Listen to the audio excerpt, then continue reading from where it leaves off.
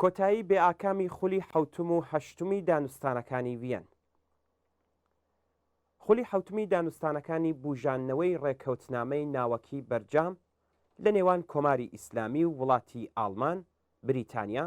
فەڕەنسا، چین، ڕووسیە و ئەمریکا کە پاش 5 مانگ ڕاگیران لە دەوڵەتی ڕئیسیدا ڕۆژی 8 سەرماوەست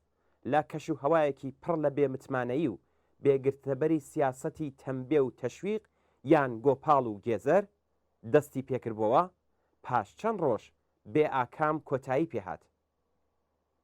هەر لە دوایین کاتژمێرەکانی خولی حوتمی دانوستانەکان، هەواڵنێری ڕۆژنامەی والستریت جورناڵ لەسەر زاری دیپلۆماتێکی ئوروپایی نووسی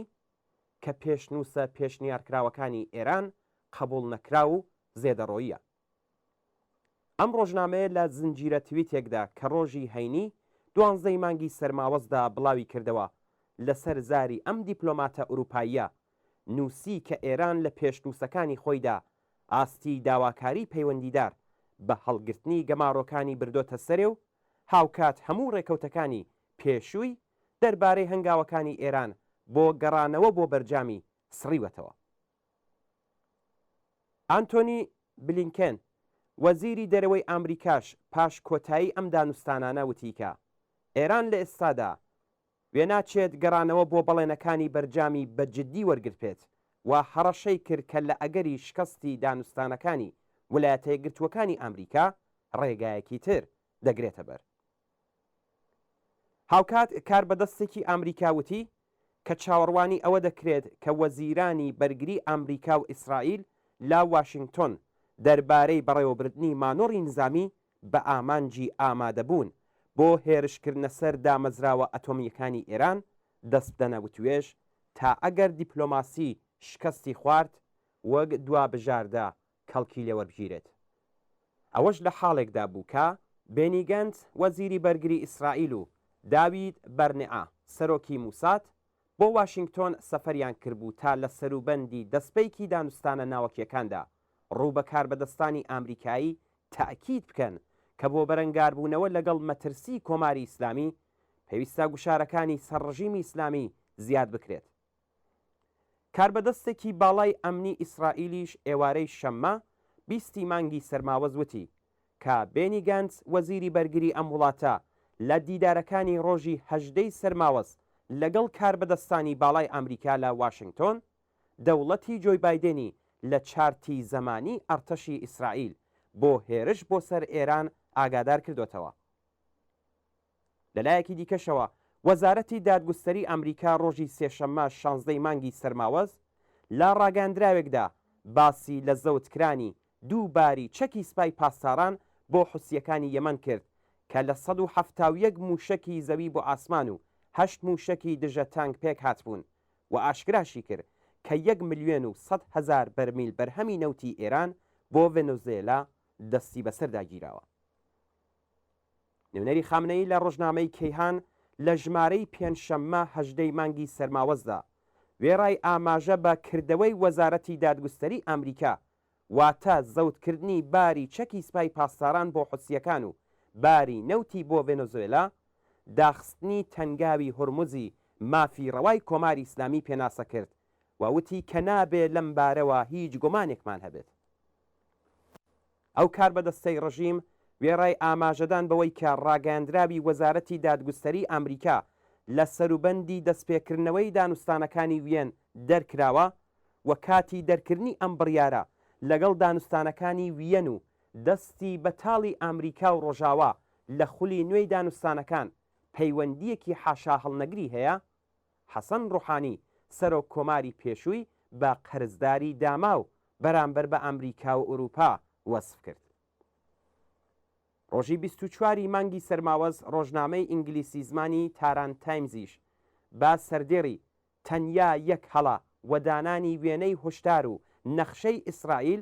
بۆ جارێکی دیکە هەڕەشەی نابودی لەم وڵاتە کرد. ئەوەش لە حاڵێکدا کە چەند ڕۆژ پاش بێ ئاکاممانەوەی خولی حوتم، خولی هەشتم ئەم دانوستانانە لە ڤێنی پایتەختی ئۆتریش دەستی پێکردەوە،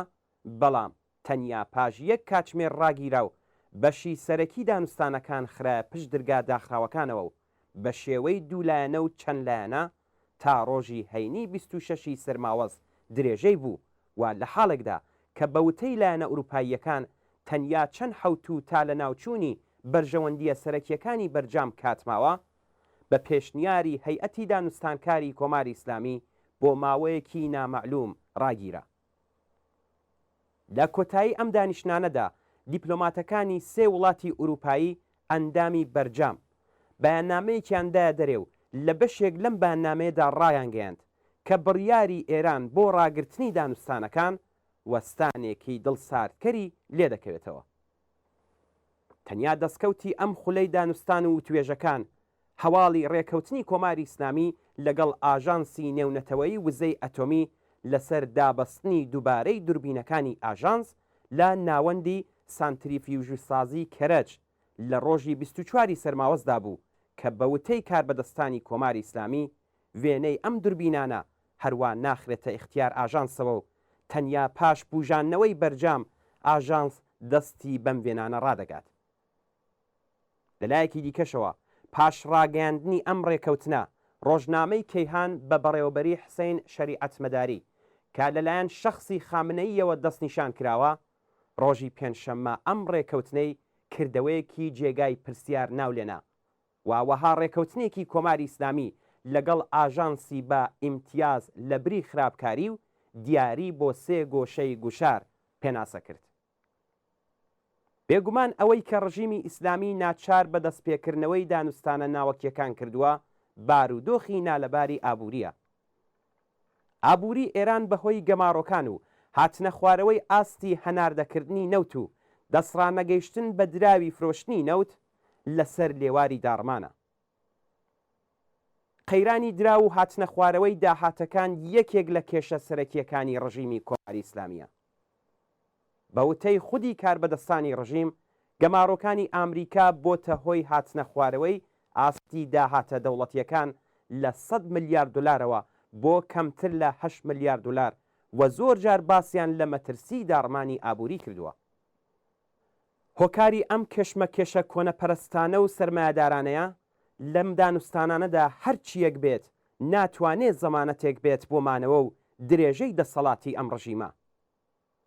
ئەگەرچی دوور لە چاوەڕوانی نییە کە ڕژیم بۆ پاراستنی دەسەڵاتی جەنایەتکارانەی دەست بداتە هەموو جۆرە سازان و تەسلیمبوونێک و جامی ژەهرێکی دیکە بنۆشێت، بەڵام لەو جێگەیەوە کە شوشەی تەمەنی ڕژیم لە ناو دەستی بەهێزی کرێکاران زەحمەتکێشان و خەڵکی خەباتکاری ئێراندایە، کۆماری ئیسلامی مەحکوم بەڕۆیشتنە و زۆر ناخێنێت کە جەماوەری خەباتکار و ئازادی خوازی پێک هاتوو لە کرێکاران،